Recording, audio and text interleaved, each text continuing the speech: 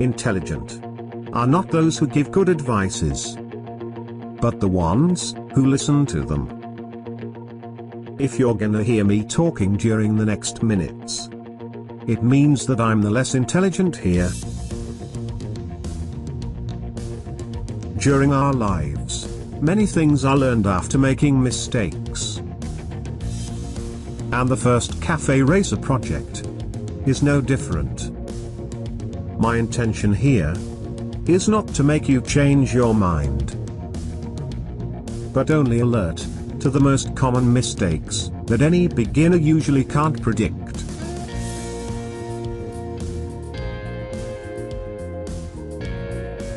Welcome to Racer TV.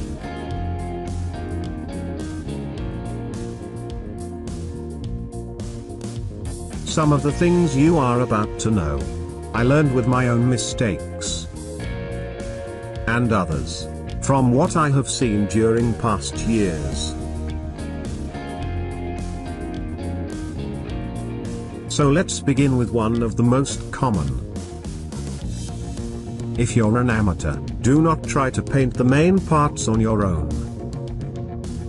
A good paint job is an art that requires a lot of experience and professionalism. Because during the preparation and painting process, there are a lot of things that can go wrong.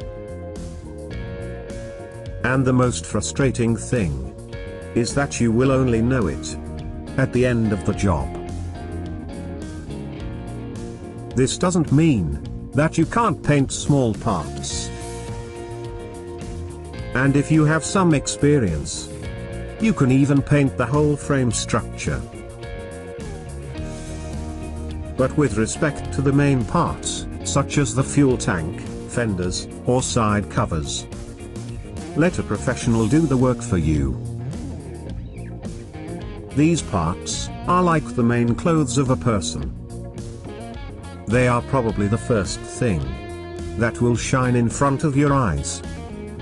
And that's why a perfect paint job is so important. One of the things to avoid is being careless. Do not make decisions without thinking about the details. I'm not talking about decorative things, such as artistic paintings, or the turn signal's color. I'm talking about details, such as the size of each part, and how it will fit in the bike. Because these are the little things that will bring quality to your project. Don't expect that everything will fit together. Check all measurements before buying any parts or accessories. Try to use Photoshop and see how they will fit into the final project. This way, you will avoid unpleasant surprises, and everything will seem nicely done. Another thing that some people usually do is choosing the wrong base bike. Some do it because they already have it, and others buy it because it's cheap. And my advice is to avoid starting a Cafe Racer project with a very difficult base motorcycle. In some cases, it's achievable, but it will require much more work and money than if you had started with the right bike.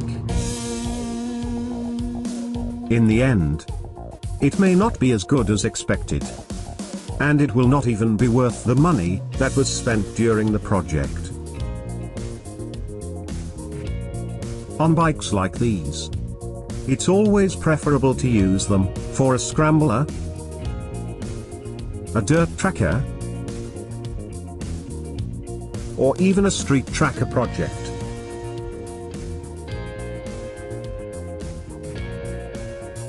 A common mistake is also being too ambitious. Avoid starting a major project or thinking big if your budget is low. Because if you do so, that's exactly what you will get. A big and ambitious project. Apparently unfinished. If you have a low budget, it's always preferable to invest a little more in the beginning. And buying a simple and reliable motorcycle that will require only a few changes to be a good cafe racer. And with time, you will be able to save more money and finish the project exactly as you dreamed one day. And here is the last error, but not least. Never try to build a cafe racer machine with the goal of impressing others. Because in the end, that's exactly the message that you will transmit. A flashy motorcycle that appears to have been designed just to impress others. There's a big difference between bikes built to impress and really impressive motorcycles. And the most curious is that the path to achieve impressive bikes is usually the opposite. In other words, the search for simplicity and discreetness. This can also be applicable in our lives. Don't make things to impress people that you don't know and which you don't even like. And with a cafe racer machine, it works the same way. The best person to impress is only yourself. And only you will be the judge of that.